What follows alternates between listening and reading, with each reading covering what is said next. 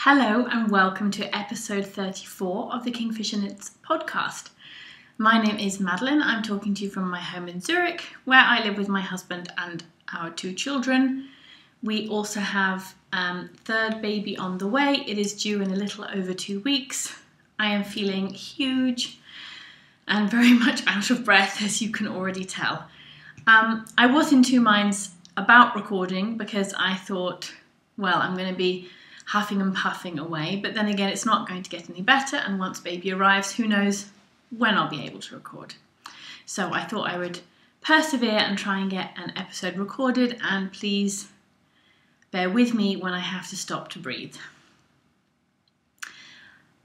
It is my first episode of 2019. Happy New Year to all of you out there. I hope that everybody had a lovely time over their break. If you had a break, we had a very long, full 2 weeks away, a full disconnect. It felt wonderful over Christmas and New Year, very much appreciated. Plenty of good food, time with family and friends, and not a huge amount of knitting time, but that's fine. And it was just something it was just a precious time that I really appreciated. And it has been hard restarting in January, but it's that kind of, it's always a bit hard, and I think it could have been harder if we hadn't had such a nice break and proper relax. So by now we are all fully settled back in. Today is the 17th of January, I believe, so we are, halfway through January. And I have a fair amount of things to show you today. I also would like to re-pick up talk about knit-alongs, and I have some giveaway talk. So anyway, I think I'll get stuck in with whips. I normally talk about whips first. So the very first whip I wanted to talk to you about is the simplest whip that I have going. It is a pair of socks. I kind of feel, but I haven't finished, I've finished another pair of socks which I cast on after casting on these. They're now done, but you'll see why they're done because they're amazing. So these are still not finished yet, but these are my twisted limone socks. I don't have the yarn in the bag anymore. It was a gumball of yarn, but I finished the tubes of both socks because I was doing these with an afterthought heel. So I put that yarn away. I actually need to weigh it. I have probably used a little over half this skein, but not much more than 50 grams, so I could make another pair, or I'm thinking of making a pair for my daughter with the leftovers. Anyway, so this is one of the full tubes. The stitch marker there I will explain in a second. So lighting here, it's ridiculously grey outside. I tried putting on more of the lights inside, but I was getting some weird reflections. You can see up there, there's a glass-fronted cabinet up there on the wall, and the lights were reflecting off of that. So I've just left on any lights which are not reflecting off of that. We're getting some shadows like down here, and the colours are going to not be super representative.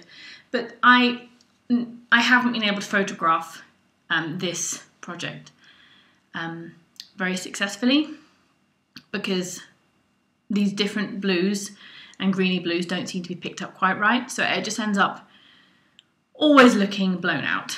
Anyway, this is yarn from the lovely hand-dyed Twisted Limone in the UK, and this is yarn that she calls her art yarn, which is a 12 striping sequence. She just gives the numbers, so this is art yarn number 8, and so the sequence starts here with this, for example on this sock it starts here with this sort of speckled blue, and that's that same blue there. So this is the repeat for this particular yarn, or this particular colourway. It was a lot of fun to knit. I've done a 56 stitch vanilla sock toe up, and what I did was I was debating what to do for sort of heels, toes and cuffs, and I decided that I would do the cuff in the stripe, but I would do heels and toes in not a mini skein, in a different colour, and I was thinking I had to try and find a colour which went with these but wasn't already in one of the stripes. And I had this yarn from Lolo Did It. This is her everyday sock base, I think she calls it. It's her 75-25, and this is the blue tourmaline colourway. So it's picking up fairly accurately there. It's just blowing out a bit. It's not quite that pale. So I cast on the toe. With that, I use a Turkish cast on. I increase. My preferred way to increase for the toe, you can make matching increases, make one left, make one right.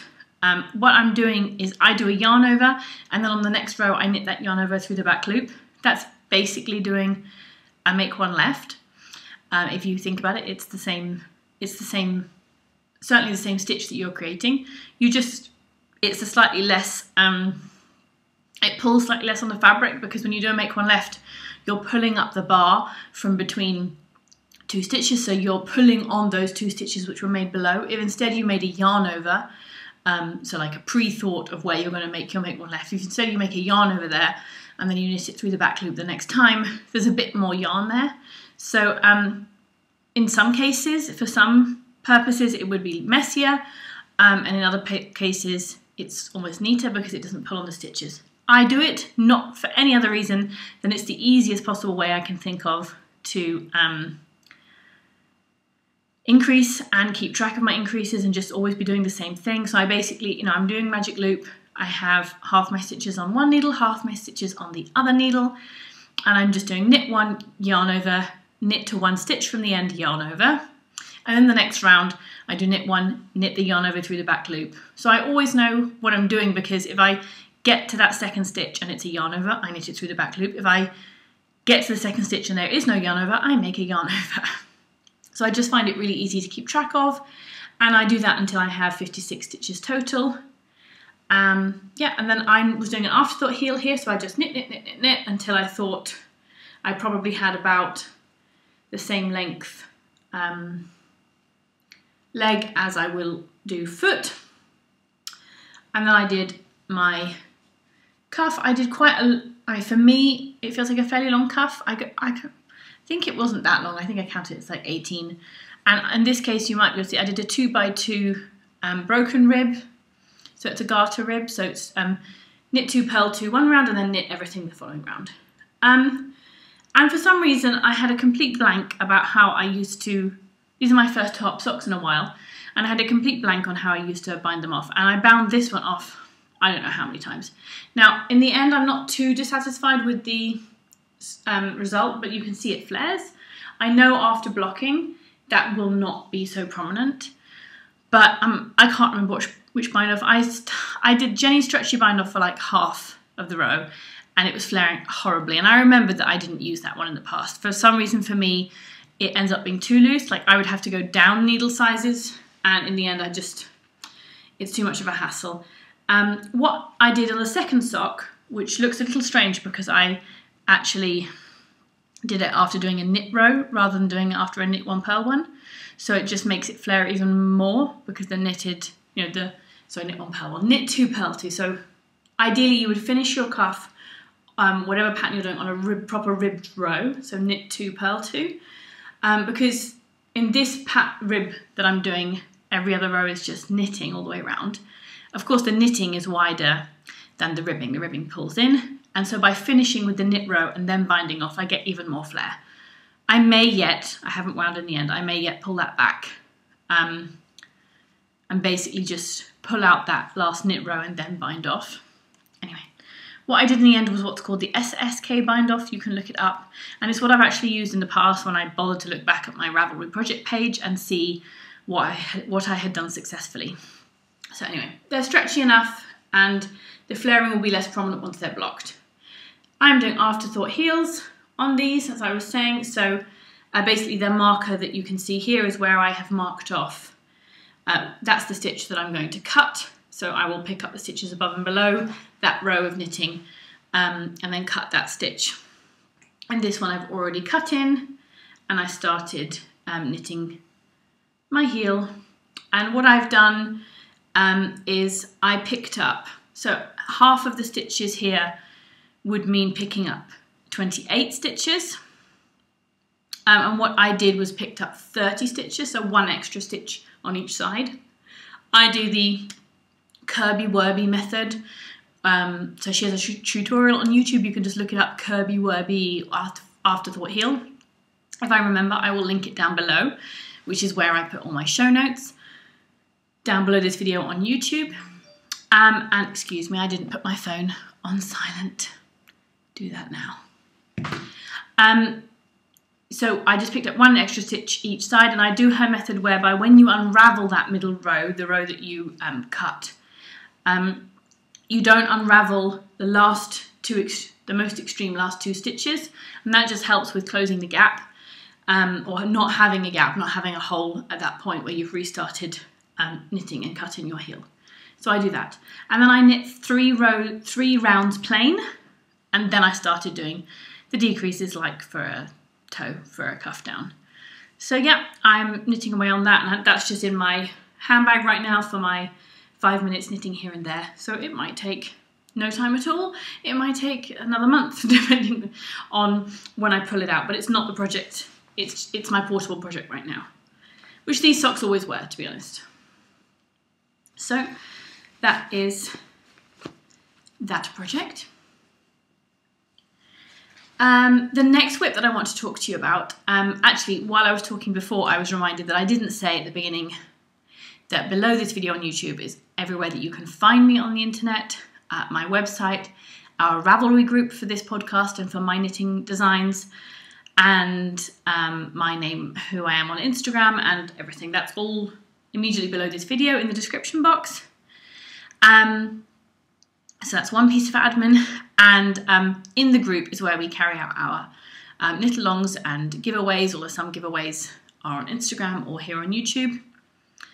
What I wanted to say is that we have had open for a long time the mixed bases cal, and I do think it's time to wind it up, and I have been working on my project, so that sort of seems appropriate that now it's time to sort of wind it down.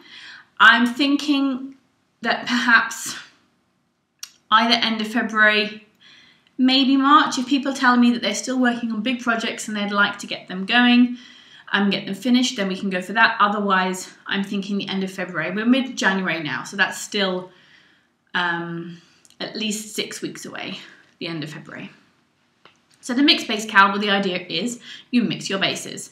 That can mean, so you're using two different yarns for sure in the same project, and you can be mixing bases in terms of putting a lace weight with a fingering weight, or a chunky weight with a fingering weight, or what have you, and you can be mixing bases in terms of the fibre content. So you could have two lace weights, but one is a mohair silk and one is a merino, or two fingering weights where one is a silk blend or alpaca, and you're mixing it with a cotton wool blend, for example. The idea isn't to mix a single ply merino with a sock yarn, merino nylon. That's not quite the idea. Anyway, I will link down below to the chatter thread and the FO thread, and in the chatter thread there is, at the very first post, an explanation of the general idea of the knit-along. So I have been working for the longest time, because I cast it on ages and ages ago and then put it away, a hat. And this hat utilises, sorry, I have an extra needle in here because maybe I'll explain why. Fingering weight mohair silk. This is yarn by Ito, or Ito, but I'm going to say Ito. It's a Japanese yarn. This is the Sensei yarn. It is a 60% mohair, 40% silk. So it's like, it's a high silk content mohair silk lace weight, like Shibui Silk Cloud or Onion yarn also have a similar blend, whereas Kid Silk Haze, for example, I think is 72-28, and there are others which are 70-30, and I've seen ones with even less silk in and more mohair. Generally, I mean, it depends also on the quality of the mohair that is used, but generally when you have more silk, like this one, 40%, it's softer than when you have less silk. It's a very, very lovely mohair silk. This particular colour, does it have a name? It's called Snow Grey, colour 320. And I've paired that with a fingering weight yarn. It's coming out pretty good there. It's just picking it up a tiny bit brighter than the eye picks it up, but you're getting the tonality and a lovely deep forest green. This is the Plucky Knitter. This is their Primo fingering base, which is their Superwash Merino Cashmere Nylon base. In fingering weight, it's 385 yards. And this is the colourway Peninsula. And I'm making what I pronounce as the Drummer-She hat. This is a pattern by Emily Williams. I haven't got a picture here. This comes from the book Lost in the Woods, the ebook, which was a collaboration between 3 different designers, Julia, Robin and Emily. I know Robin, who lives here in Zurich, and Emily lives in Scotland, and Julia lives in Germany. And anyway, I don't want to show off, I mean, this is more the details of the pattern, but more the intro and what you need. This is how it's written, Drummer-She. You can buy the entire collection, Lost in the Woods, or you can buy just the individual patterns. And this is a very interesting hat, and I have purposefully stopped at this point. I mean, at this point I stop when I have to do something else, but I haven't done the next thing so that you get to see how it looks at this particular moment in time. So I cast on down here provisionally and then worked this section in the lace weight yarn. It is a lace pattern. I will now block it before moving on to the next section, and that is as per the instructions. So this is the beautiful lace pattern. And of course that will look much better once it's blocked, but you get the idea. It's a very beautiful, delicate, pretty lace pattern. And so once finishing the lace, I'm knitting the smaller, there's a small and a large size, and I have ever so slightly, it's quite, on her measurements chart, it will turn out to be a hat with a proper amount of slouch, and I don't mind a bit of slouch, especially for the design, but I don't want a lot of slouch. So I did just remove, I think, 10 rows from the lace here, because I know and it's gonna block out. Then you knit a bit in the mohair yarn, and then you switch to the fingering weight yarn, and you're just knitting round and around and around. I even removed my beginning of round marker because so I could just knit round and around and around when I was in the car in the dark when we were travelling. And it still took quite a long time because it's still 3mm needles, and so also the row gauge, it's not just about the stitch gauge, but the row gauge is quite tight. But I now have knit all of the stocking stitch that I need to knit. So now before moving on, I must block the lace so that I can block it nicely. And then this becomes a double layer hat. So what happens, this is the right side of the lace. This goes down in the middle. I'm going to try and do that without catching too many, pulling out any stitches. So keeping those on needles, that goes down in the middle so that you end up with a double layer hat. Please bear with me for a second while I make this look somewhat sensible. And so in the end, you will end up with a hat that has mohair in and is warm, but is still fairly light because you've used a fingering weight yarn and a lace weight yarn. But it's gonna keep you warm, and you get this beautiful effect. So then you pull out the provisional cast on, and you then knit these 2 layers of knitting together, and then knit a little bit of ribbing. But what you don't do, you're not going to do it like I've just done it here. I'm not going to show you, but you actually twist when you do it so that you close the top of the hat. But I just wanted to do it so I'll show you the effect, that you're going to get at the end.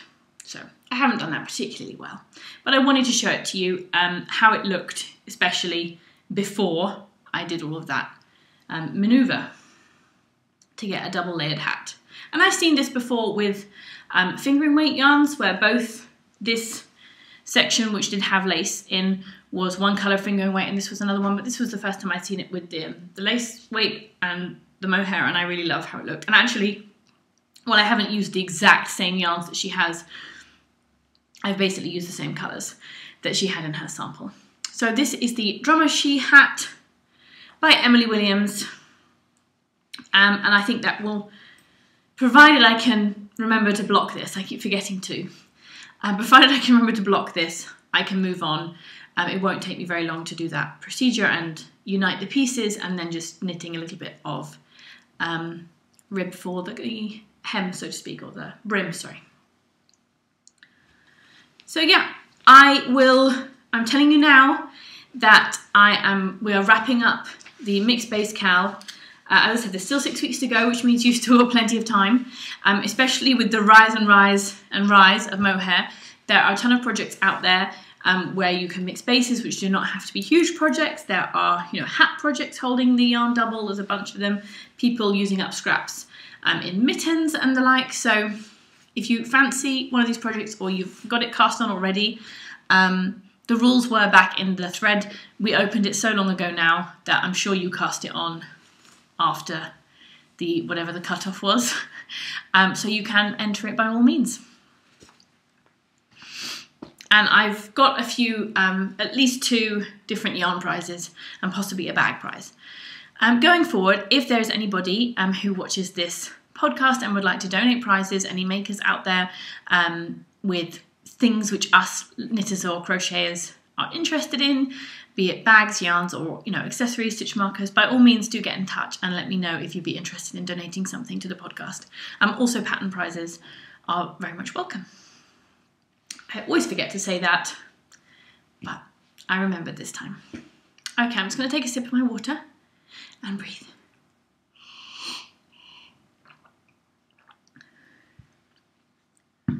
I have one more whip, yes.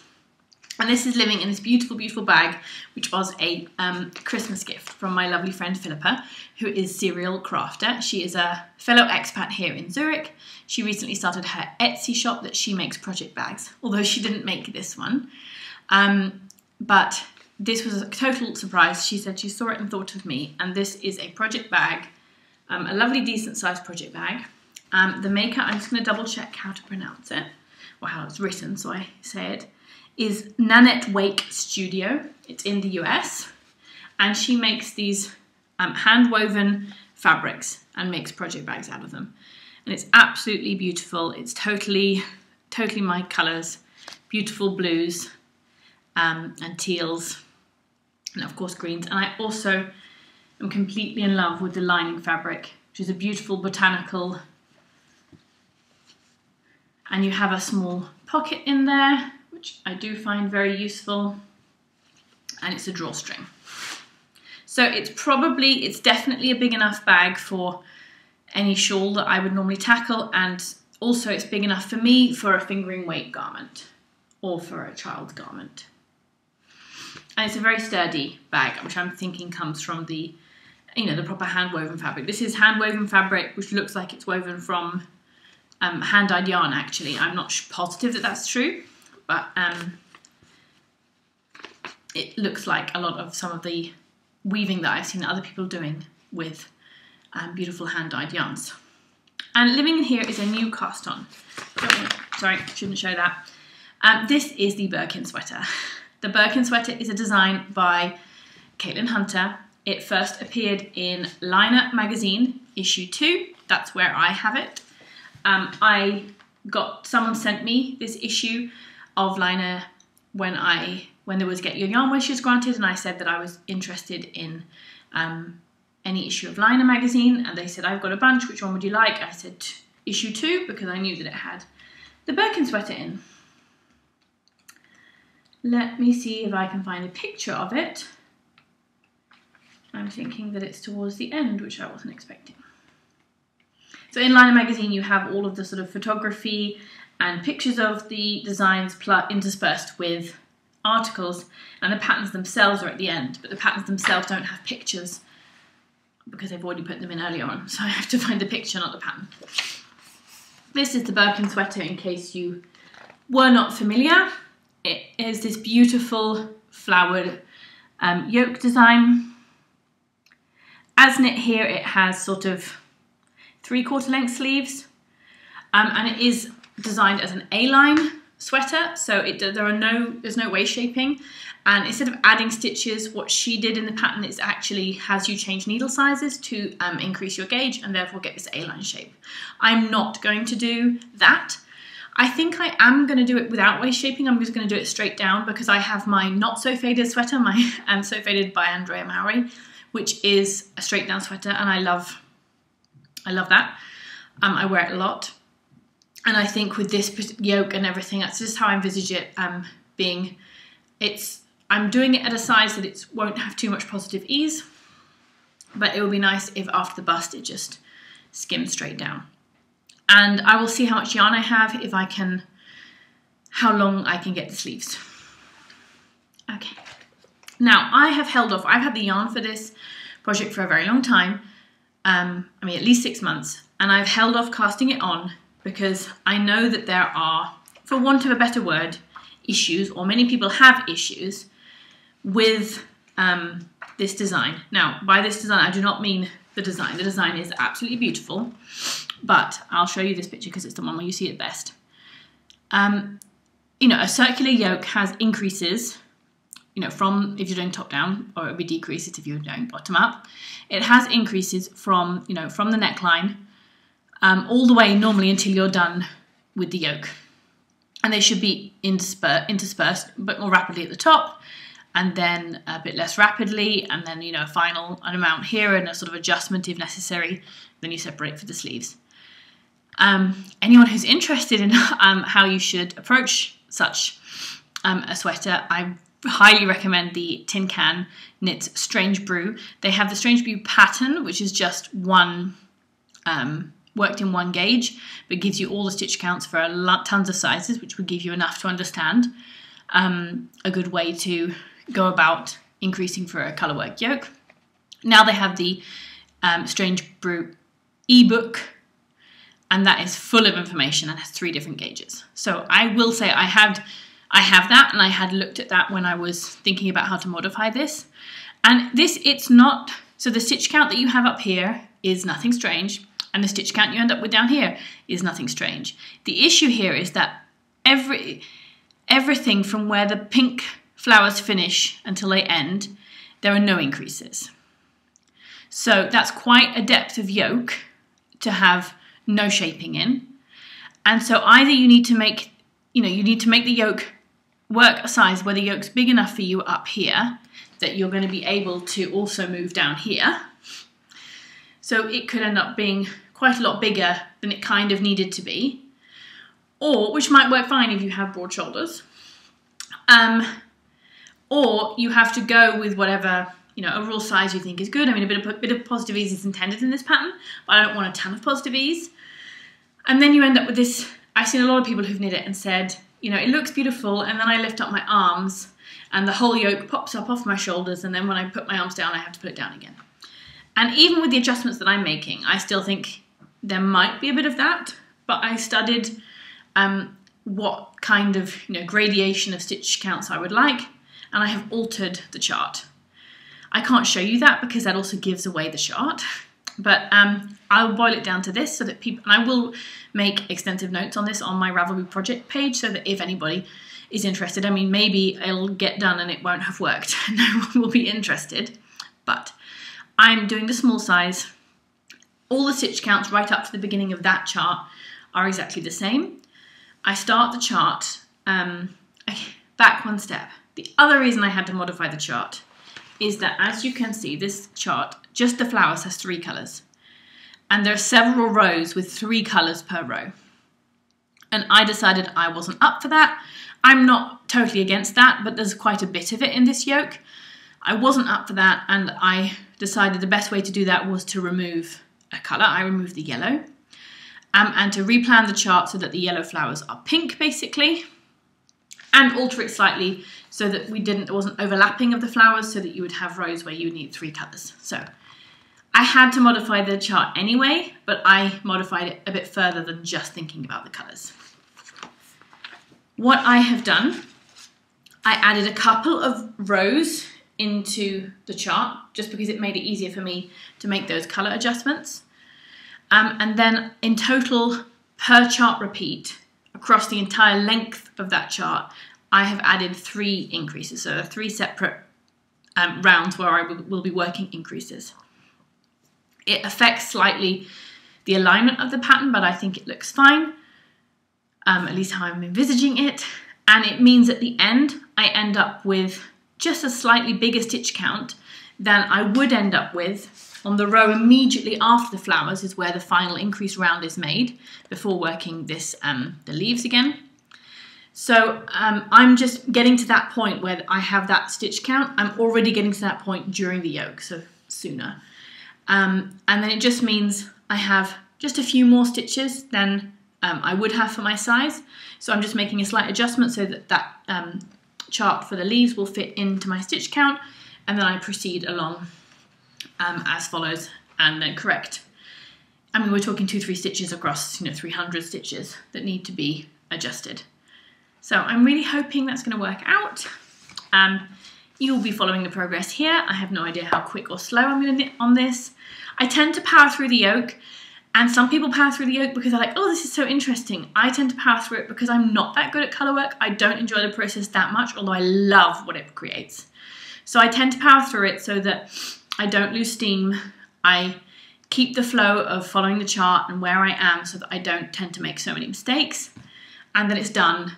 And although then it means I got the yoke done quicker than any other part of the sweater, I'm fine with that. And then I get onto the stocking stitch and I can relax and pick it up whenever I want to. So I kind of want to get to the stocking stitch as quickly as possible so that it's an easy project. That's just how I feel about colour work. So I'll show you the yarns. I have shown you them before. I am using JC Rennie Super Soft 4-ply. Excuse me while I bang the computer there. This is a yarn, the yarn tag. I bought this yarn at, oh, what's the name of the shop now? The beautiful yarn store in Windsor. It is Neustadtgasse 13, which is the German word for 13. Beautiful, beautiful shop. Anyway, I bought this yarn there, and I have 4 colours instead of 5, as I said. So I have the main colour, which is this coming up perfectly there. It's a beautiful, I would call it a biscuity colour. You can see that there's lovely tonality or heathering there in this colour. That's true in all of them, but particularly in the colour I've got for the main colour. This is called Tusk, this colour. And then for my green, yeah, I'm very much echoing the original here. I've seen beautiful versions in other colours. The most beautiful of which, apart from the original for me, are the ones where people actually just do it in 2 colours.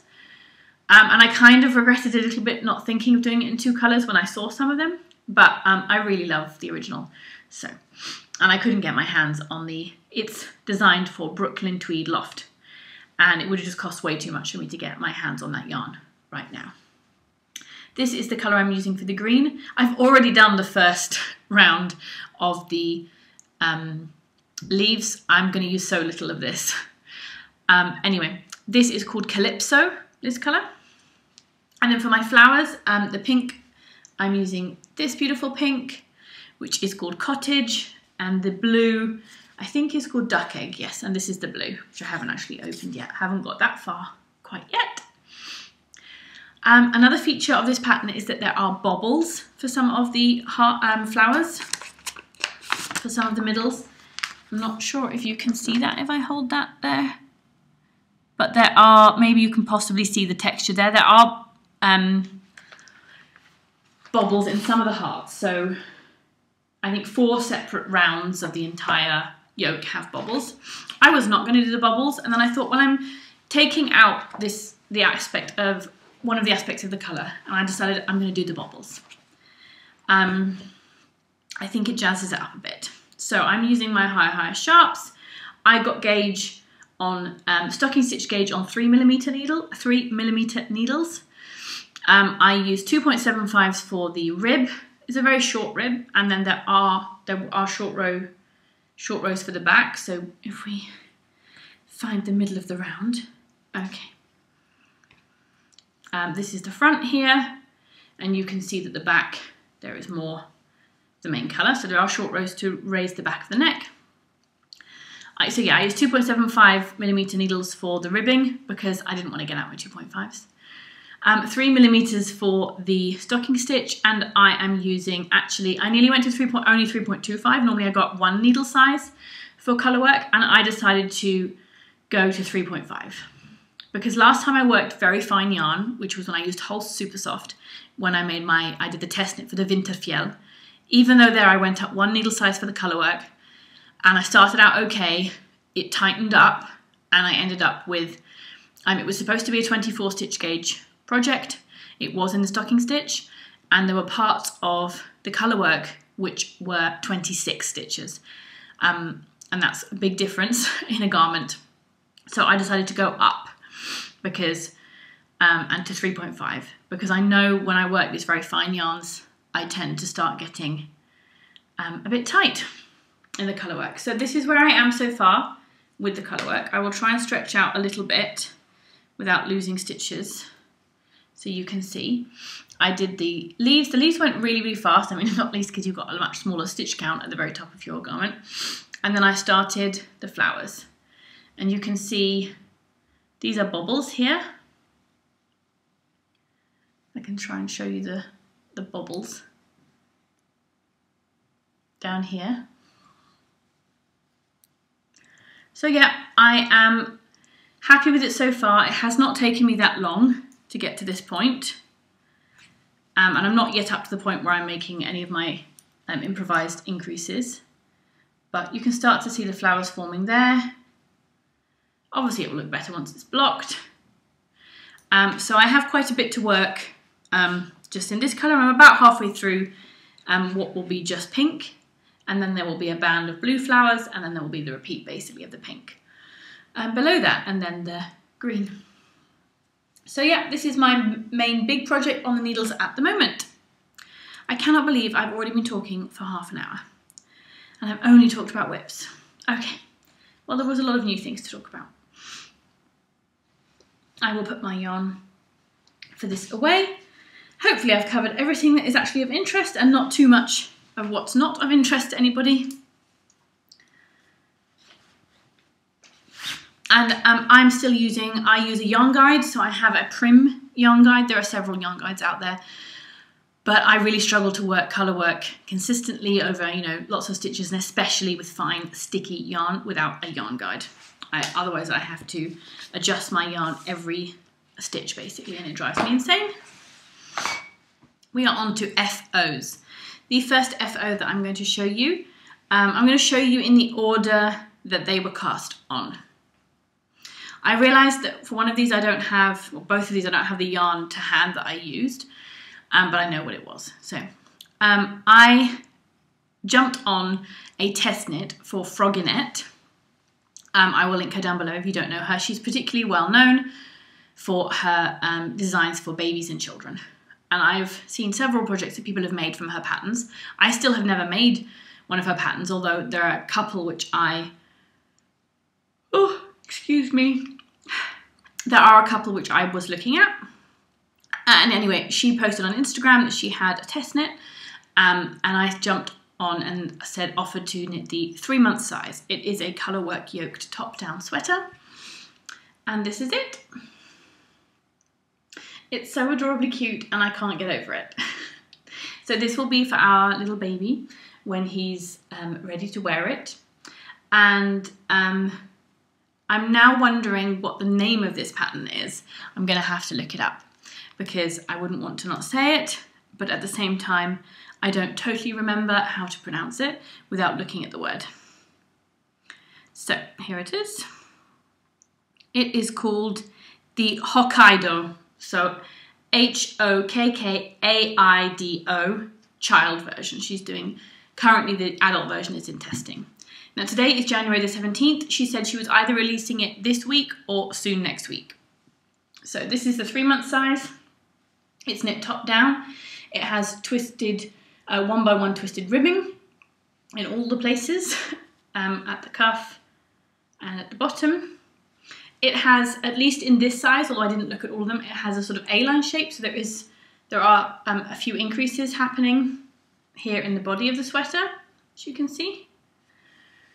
It has a lovely colour work yoke. There are 3 colours used, and on that one round there in the middle, very middle of the yoke, you can see that one round has 3 colours worked in the same round.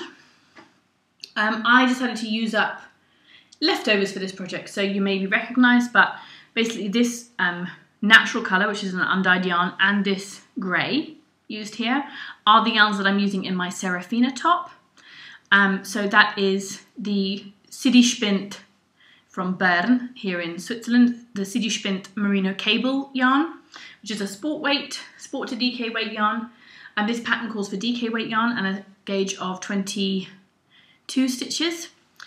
So this is the undyed colour, and the grey is the Stein, which is it's a hand-dyed colour, a tonal grey. And instead this very dark, it's navy. That is some leftover from the sweater that I was knitting for my daughter, which was the From Breton with Love sweater. I have finished it, but she's wearing it today at school, so I can't show it to you. I will show it to you next episode if I can get my hands back on it. So this is Patterns UK Extra Fine Merino DK in the navy colourway. I still have tons of that left. I mean, I hardly used any of it here, obviously. So I knit this over Christmas, basically. I finished it just on January 1st, I believe, and it's beautiful. And the pattern is coming soon. So if by the time I post this video it's already released, I will link the pattern page. Otherwise, I will link Froginette's Ravelry store, and then you can check in for it when it's released. And I believe the sizes went all the way up to 8 or 10 years. Again, I just opened the pattern, so I can tell you. So Froginette Knits is, by the way, her name is Lisa Chemery, or Chemery with a CH. And it has sizes 3, 6, 12, 18 months, and then 2, 4, 6, 8, 10 years. Plenty of sizes. And it's a beautiful sweater. And I think it's very much a unisex sweater. It's in these colours, I would say, with the navy, goes a bit more towards boy, but if that was a different shade of blue, or if that were pink as a pop, it would already be a bit more girly, or all kinds of colours. I think it's a lovely pattern. She's a really good designer for kids' clothes. She's just got a lovely design aesthetic. So that's that. I'm having to speed up a little bit now because I'm going to run out of time.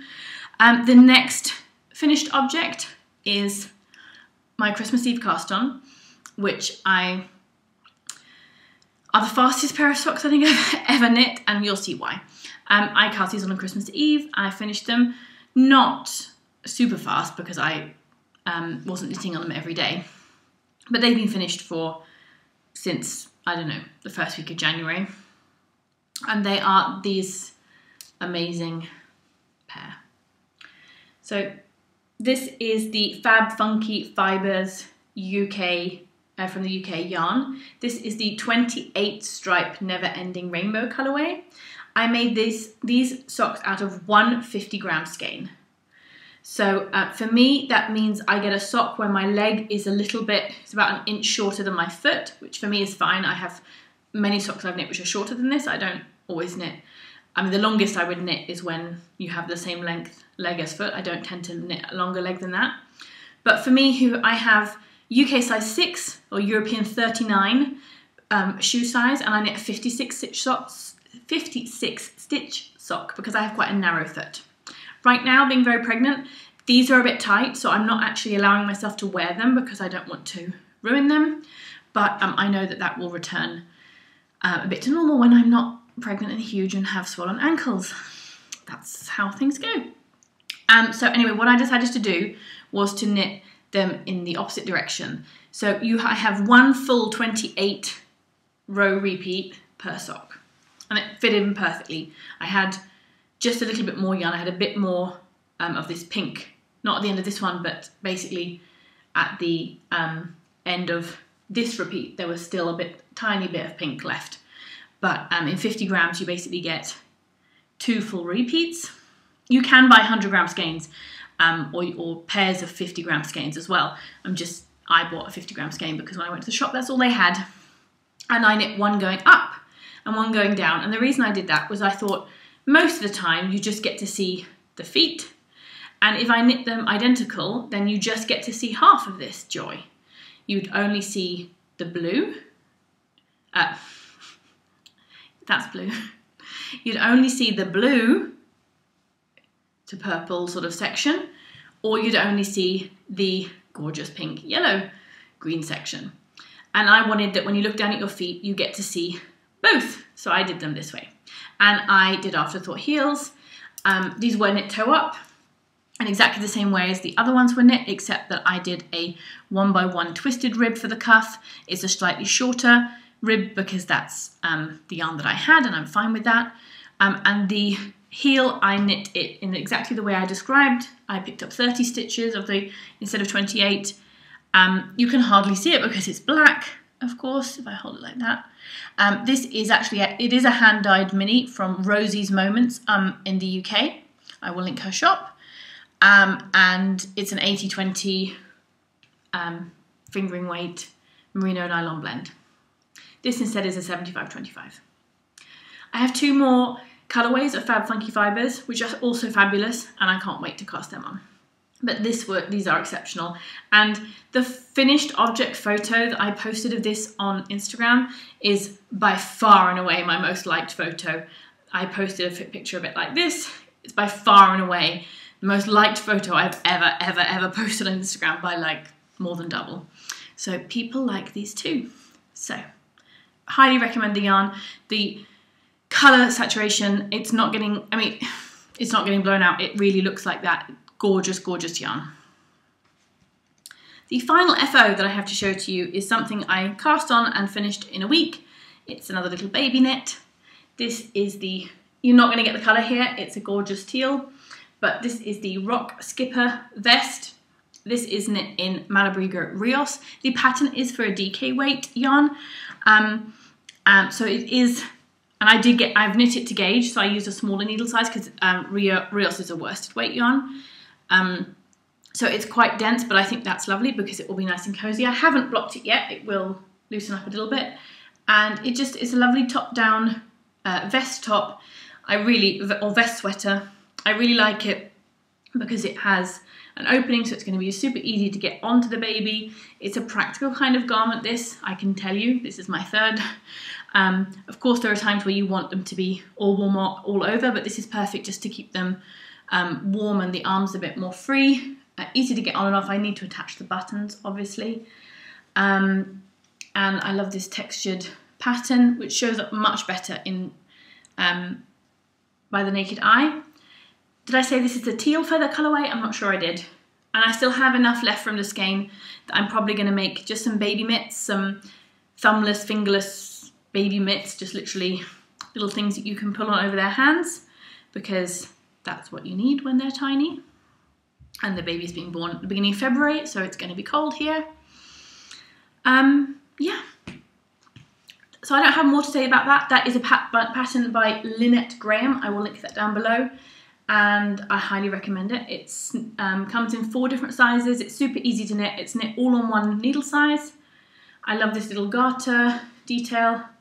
And I just knit it a bit longer than the pattern called for, which means it's going to come, right down fully over the hips probably at the beginning, which is fine. I just think that that's fine. And then it also means it might last a little bit longer, provided it still fits girth-wise.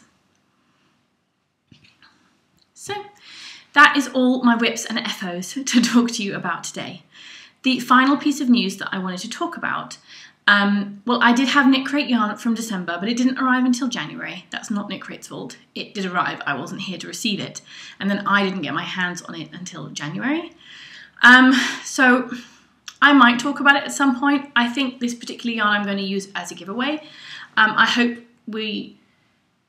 I just don't have time to talk about it right now, and it's not yarn. I think they sold out completely of it before the end of December anyway, so it's not yarn that you can get hold of anymore. I will just remind everyone that the link to KNITCRATE is down below this video in the description box, and that we have 20% off using the code KINGFISHER20, all in capital letters, no spaces. That will again be down below the video, so if you would like to try out KNITCRATE, which is a subscription service, click on the link and you can go and see the options that they have, and if you use that code you get 20% off your first month crate. So I will just say that, and hopefully in the future I'll have more to talk to you about KNITCRATE. But yeah, I will show that yarn when I decide to put it in for the giveaway. I am almost at 1,000 subscribers on YouTube, which is kind of crazy. I think of myself as a very, very small little podcast where I'm just chatting with a few of my friends. And so it's, I mean, I'm not waiting specifically for the number, but when I just popped on the other day and saw it was nearly 1,000, I thought I have to have a 1,000 subscriber giveaway. I'm not at 1,000 subscribers yet. I don't really care. I'm giving this yarn away anyway, even if we don't reach it. So, but that is the reminder for people, if you are watching this for the first time and you like it, or you're, okay, maybe it's not the first time, but you never subscribed, then by all means click subscribe down below, below this video. You can also click like. Everything helps the exposure of this channel on YouTube, of course. Likes and subscribes.